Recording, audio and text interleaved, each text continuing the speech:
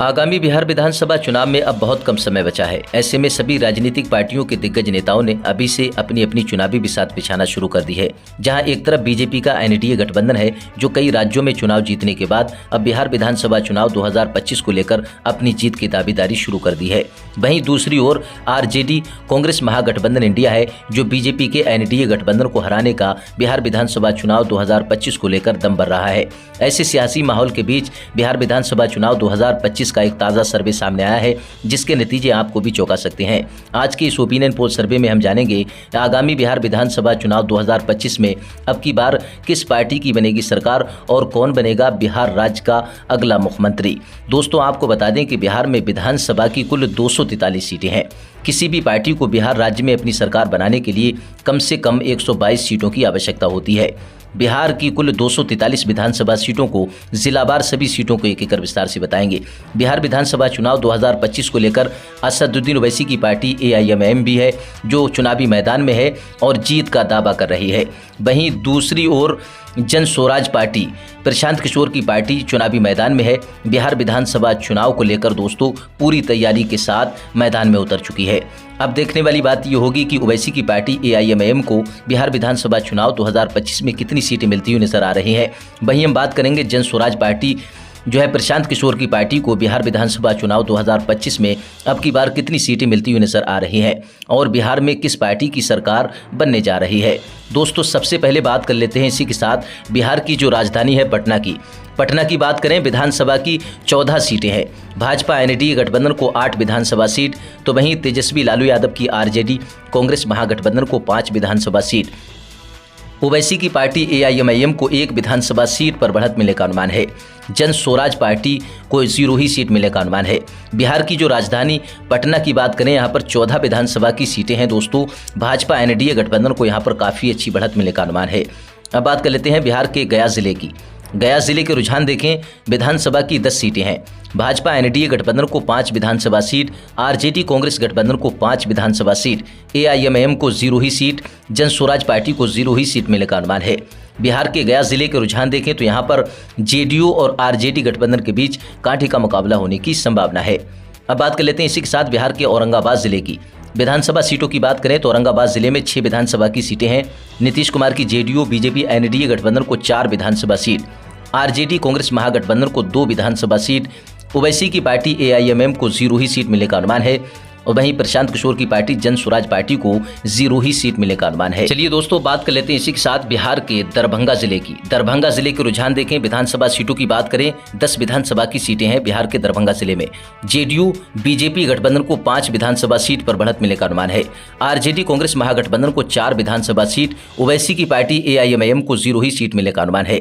दरभंगा जिले में दोस्तों जन स्वराज पार्टी प्रशांत किशोर की पार्टी को 1 विधानसभा सीट पर बढ़त मिलने का अनुमान है। अब बात कर लेते हैं इसी के साथ बिहार के कैमूर जिले की। कैमूर जिले की बात करें विधानसभा सीटों की, तो यहाँ पर कैमूर जिले में 4 विधानसभा की सीटें हैं।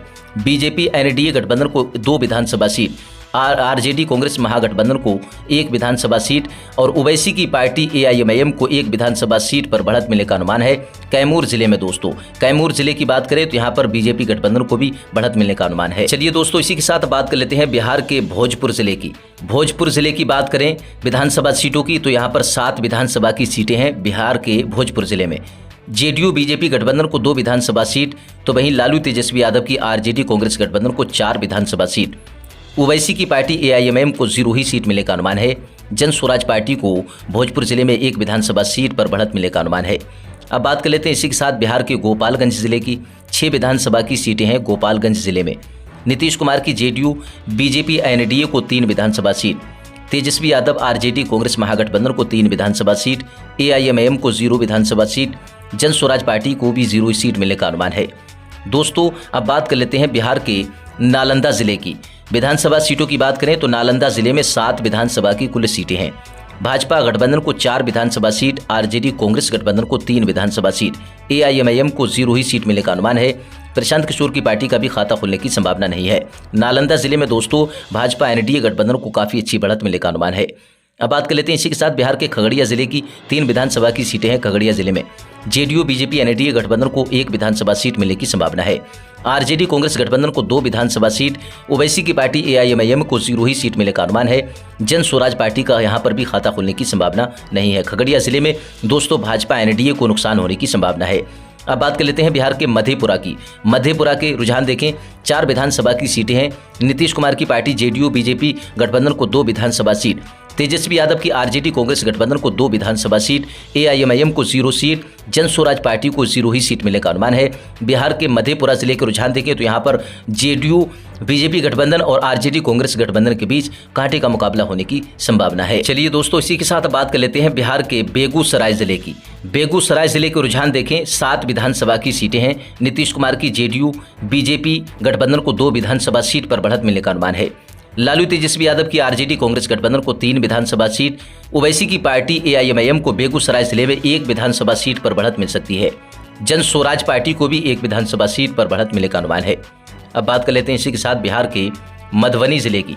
बिहार के मधुबनी जिले की बात करें, 10 विधानसभा की सीटें हैं मधुबनी जिले में। भाजपा गठबंधन को 4 विधानसभा सीट, आरजेडी कांग्रेस गठबंधन को 6 विधानसभा सीट पर बढ़त मिलने का अनुमान है। मधुबनी जिले में दोस्तों भाजपा एनडीए गठबंधन को नुकसान होने की संभावना है। ओवैसी की पार्टी और जन स्वराज पार्टी का यहां पर खाता खुलने की भी संभावना नहीं है। अब बात कर लेते हैं इसी के साथ बिहार के सीतामढ़ी जिले की। सीतामढ़ी जिले की बात करें विधानसभा सीटों की तो यहाँ पर सीतामढ़ी जिले में 8 विधानसभा की सीटें हैं। भाजपा गठबंधन को 4 विधानसभा सीट, आरजेडी कांग्रेस गठबंधन को 4 विधानसभा सीट। दोस्तों बिहार के सीतामढ़ी जिले के रुझान देखें, 8 विधानसभा सीटों के तो यहाँ पर एनडीए और इंडिया गठबंधन के बीच कांटे का मुकाबला होने की संभावना है। ओवैसी की पार्टी को 0 ही सीट मिलने का अनुमान है, तो वहीं प्रशांत किशोर की पार्टी जन स्वराज पार्टी का भी खाता खुलने की संभावना नहीं है। चलिए दोस्तों, इसी के साथ बात कर लेते हैं बिहार के कटिहार जिले की। कटिहार जिले की बात करें विधानसभा सीटों की तो कटिहार जिले में 7 विधानसभा की सीटें आती हैं। भाजपा गठबंधन को 3 विधानसभा सीट, आरजेडी कांग्रेस गठबंधन को भी 3 विधानसभा सीट पर बढ़त मिलने का अनुमान है। ओवैसी की पार्टी का यहां पर खाता खुलने की संभावना नहीं है। जन स्वराज प्रशांत किशोर की पार्टी को कटिहार जिले में 1 विधानसभा सीट पर बढ़त मिल सकती है। कटिहार जिले के रुझानों के हिसाब से देखें तो यहाँ पर भाजपा और कांग्रेस गठबंधन के बीच कांटे का मुकाबला होने की संभावना है। अब बात कर लेते हैं बिहार के सीवान जिले की। 8 विधानसभा की सीटें आती हैं सीवान जिले में। भाजपा गठबंधन को 3 विधानसभा सीट, आरजेडी कांग्रेस महागठबंधन को 5 विधानसभा सीट। सीवान जिले में भाजपा एनडीए गठबंधन को नुकसान होने की संभावना है। ओवैसी की पार्टी और जन स्वराज पार्टी का यहां पर खाता खुलने की संभावना नहीं है। अब बात कर लेते हैं दोस्तों इसी के साथ बिहार के वैशाली जिले की। वैशाली जिले की बात करें, 8 विधानसभा की सीटें हैं। भाजपा गठबंधन को 3 विधानसभा सीट, आरजेडी कांग्रेस महागठबंधन को 4 विधानसभा सीट, ओवैसी की पार्टी एआईएमआईएम को 0 ही सीट मिलने का अनुमान है। प्रशांत किशोर की पार्टी जन स्वराज को यहां पर 1 विधानसभा सीट पर बढ़त मिल सकती है। अब बात कर लेते हैं इसी के साथ बिहार के जहानाबाद की। 3 विधानसभा की सीटें हैं जहानाबाद जिले में। भाजपा गठबंधन को 2 विधानसभा सीट, आरजेडी कांग्रेस गठबंधन को 1 विधानसभा सीट। जहानाबाद जिले में आरजेडी कांग्रेस गठबंधन को नुकसान होने की संभावना है। ओवैसी की पार्टी एआईएमआईएम और जन स्वराज पार्टी का यहाँ पर भी खाता खुलने की संभावना नहीं है। अब बात कर लेते हैं इसी के साथ बिहार के अगले जिले की, जिसका नाम है सहरसा। सहरसा जिले की बात करें, 4 विधानसभा की सीटें आती हैं सहरसा जिले में। जन स्वराज पार्टी को 0 सीट और यहाँ पर ओवैसी की पार्टी एआईएमआईएम को 0 सीट। आरजेडी कांग्रेस गठबंधन को 2 विधानसभा सीट, जेडीयू बीजेपी गठबंधन को 2 विधानसभा सीट। सहरसा जिले में कांटे का मुकाबला होने की संभावना है। अब बात कर लेते हैं इसी के साथ बिहार के नवादा जिले की। नवादा जिले की बात करें, 7 विधानसभा की सीटें हैं बिहार के नवादा जिले में। भाजपा गठबंधन को 3 विधानसभा सीट, आरजेडी कांग्रेस गठबंधन को 3 विधानसभा सीट। नवादा जिले में भाजपा और कांग्रेस के बीच कांटे का मुकाबला होने की संभावना है। यहाँ पर बात करें ओवैसी की पार्टी की तो यहाँ पर नवादा जिले में ओवैसी की पार्टी को 1 विधानसभा सीट पर बढ़त मिलने का अनुमान है। जन स्वराज पार्टी का खाता खुलने की संभावना नहीं है। अब बात कर लेते हैं बिहार के भागलपुर जिले की। भागलपुर जिले के रुझान देखें, यहाँ पर 7 विधानसभा की सीटें हैं भागलपुर जिले में। बीजेपी गठबंधन को 3 विधानसभा सीट मिलने की संभावना है। आरजेडी कांग्रेस गठबंधन को भी 3 सीटों पर बढ़त मिलने का अनुमान है। ओवैसी की पार्टी एआईएमआईएम को 0 सीट, जन स्वराज पार्टी प्रशांत किशोर की पार्टी को 1 विधानसभा सीट भागलपुर जिले में मिलने का अनुमान है। अब बात कर लेते हैं बिहार के जमुई जिले की। 4 विधानसभा की सीटें हैं जमुई जिले में। भाजपा गठबंधन को 1 विधानसभा सीट पर बढ़त मिलने का अनुमान है। आरजेडी कांग्रेस गठबंधन को 2 विधानसभा सीट और जमुई जिले में दोस्तों ओवैसी की पार्टी एआईएमआईएम को 1 विधानसभा सीट पर बढ़त मिलने का अनुमान है। जमुई जिले में दोस्तों भाजपा गठबंधन को नुकसान होने की संभावना है। अब बात कर लेते हैं बिहार के समस्तीपुर जिले की। समस्तीपुर जिले के रुझान देखें, 10 विधानसभा की सीटें हैं समस्तीपुर जिले में। जेडीयू बीजेपी गठबंधन को 4 विधानसभा सीट, आरजेडी लालू यादव की पार्टी कांग्रेस गठबंधन को 5 विधानसभा सीट। समस्तीपुर जिले में ओवैसी की पार्टी एआईएमआईएम को 1 विधानसभा सीट पर बढ़त मिलने का अनुमान है। प्रशांत किशोर की पार्टी जन स्वराज का यहां पर खाता खुलने की भी संभावना नहीं है। अब बात कर लेते हैं बिहार के बांका जिले की।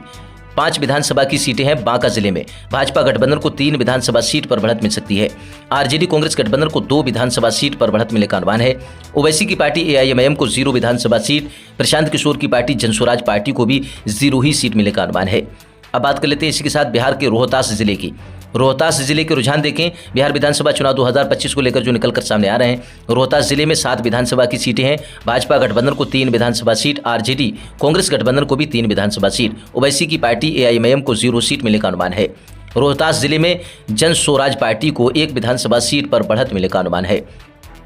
अब बात कर लेते हैं इसी के साथ बिहार के सुपौल जिले की। 5 विधानसभा की सीटें आती हैं सुपौल जिले में। जेडीयू बीजेपी एनडीए गठबंधन को 3 विधानसभा सीट, आरजेडी कांग्रेस गठबंधन को 2 विधानसभा सीट, एआईएमआईएम को 0 सीट, जन स्वराज पार्टी का भी यहां पर खाता खुलने की संभावना नहीं है। सुपौल जिले में दोस्तों आरजेडी कांग्रेस गठबंधन को नुकसान होने की संभावना है। अब बात कर लेते हैं बिहार के पूर्वी चंपारण जिले की। पूर्वी चंपारण जिले में 12 विधानसभा की कुल सीटें हैं। भाजपा गठबंधन को 3 विधानसभा सीट पर बढ़त मिलने का अनुमान है। आरजेडी कांग्रेस गठबंधन के खाते में 8 विधानसभा सीट, तो वहीं एआईएमआईएम को 1 विधानसभा सीट, ओवैसी की पार्टी को पूर्वी चंपारण जिले में 1 विधानसभा सीट पर बढ़त मिल सकती है। जन स्वराज पार्टी का यहां पर खाता खुलने की संभावना नहीं है। पूर्वी चंपारण जिले में दोस्तों भाजपा एनडीए को नुकसान होने की संभावना है। अब बात कर लेते हैं बिहार के अररिया जिले की। 6 विधानसभा की सीटें आती हैं अररिया जिले में। बीजेपी गठबंधन को 1 विधानसभा सीट मिलने की संभावना है। आरजेडी कांग्रेस गठबंधन को 5 विधानसभा सीट पर बढ़त मिल सकती है। ओवैसी की पार्टी एआईएमआईएम को 0 विधानसभा सीट, प्रशांत किशोर की पार्टी जनस्वराज पार्टी का भी यहां पर खाता खुलने की संभावना नहीं है। अररिया जिले में भाजपा गठबंधन को तगड़ा नुकसान होने की संभावना है। अब बात कर लेते हैं बिहार के अरवल जिले की।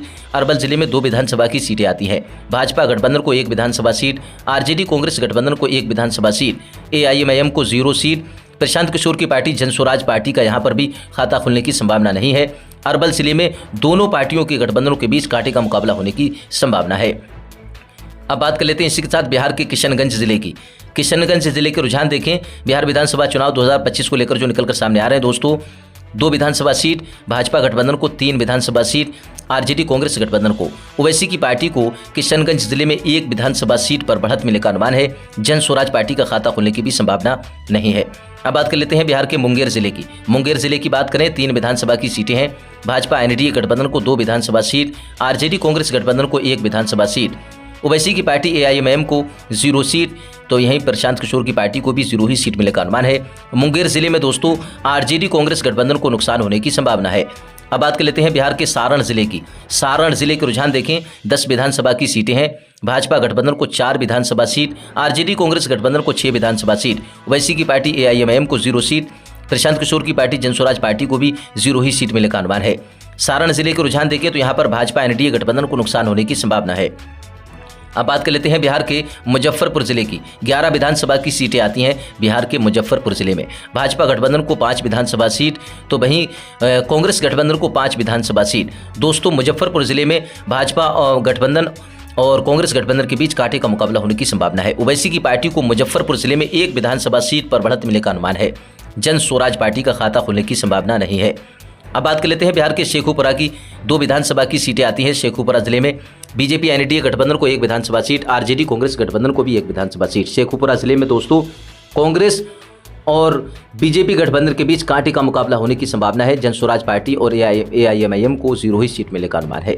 अब बात कर लेते हैं बिहार के बक्सर जिले की। बक्सर जिले की बात करें, 4 विधानसभा की सीटें आती हैं बक्सर जिले में। भाजपा एनडीए गठबंधन को 1 विधानसभा सीट पर बढ़त मिल सकती है। आरजेडी कांग्रेस गठबंधन को 3 विधानसभा सीट पर बढ़त मिलने का अनुमान है। एआईएमआईएम को 0 सीट, जन स्वराज पार्टी को भी 0 सीट मिलने का अनुमान है। बिहार के बक्सर जिले के रुझान देखें, 4 विधानसभा सीटों के, तो यहाँ पर बीजेपी एनडीए गठबंधन को तगड़ा नुकसान होने की संभावना है। बिहार विधानसभा चुनाव को लेकर दोस्तों कई राजनीतिक पार्टियों के दिग्गज नेताओं ने अभी से अपनी चुनावी बिसात बिछाना शुरू कर दी है। जो जनता के बीच से रुझान निकलकर सामने आ रहे हैं वो काफ़ी सटीक साबित हो रहे हैं।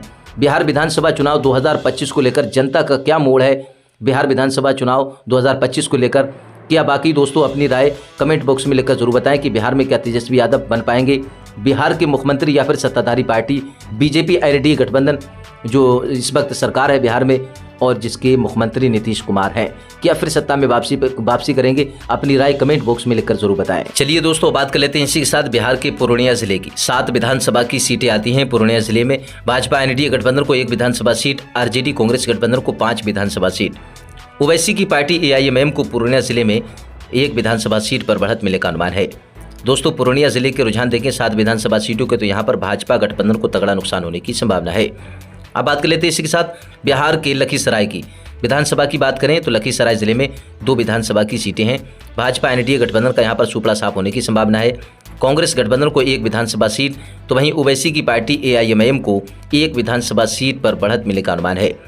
प्रशांत किशोर की पार्टी जन स्वराज पार्टी का यहाँ पर खाता खुलने की संभावना नहीं है। बिहार की कुल 243 विधानसभा सीटों में से 236 विधानसभा सीटों के रुझान निकलकर जो सामने आ गए हैं। दोस्तों, 236 विधानसभा सीटों की बात करें तो यहाँ पर बीजेपी एनडीए गठबंधन को इस वक्त 100 विधानसभा सीट पर बढ़त मिलती हुई नजर आ रही है।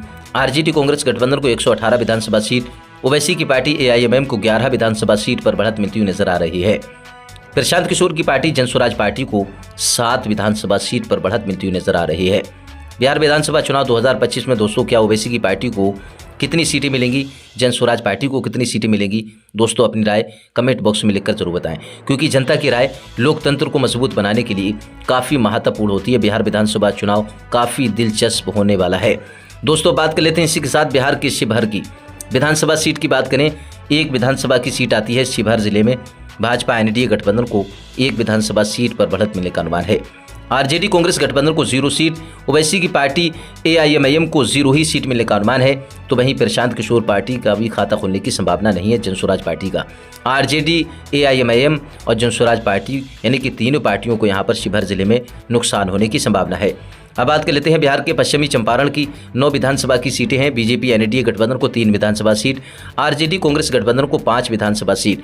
पश्चिमी चंपारण के रुझान देखें तो यहाँ पर ओवैसी की पार्टी एआईएमआईएम को 1 विधानसभा सीट पर बढ़त मिलने का अनुमान है। दोस्तों, बिहार में किसी भी पार्टी को बिहार राज्य में अपनी सरकार बनाने के लिए 122 सीटों की आवश्यकता होती है। अब यहाँ पर अगर रुझान देखें तो बीजेपी एनडीए गठबंधन को 102 विधानसभा सीट, आरजेडी कांग्रेस गठबंधन को 122 विधानसभा सीट। बहुमत का जो जादुई आंकड़ा है वो आरजेडी कांग्रेस गठबंधन इस वक्त देखें तो उसके पाले में जाता हुआ नजर आ रहा है जो बहुमत का आंकड़ा है। और ओवैसी की पार्टी को दोस्तों पिछले चुनाव में 5 विधानसभा सीटें मिली थी, लेकिन इस बार जो रुझान निकल कर आ रहा है बिहार विधानसभा चुनाव 2025 के, तो 12 विधानसभा सीट और जन स्वराज पार्टी को 7 विधानसभा सीट मिलती हुई नजर आ रही है।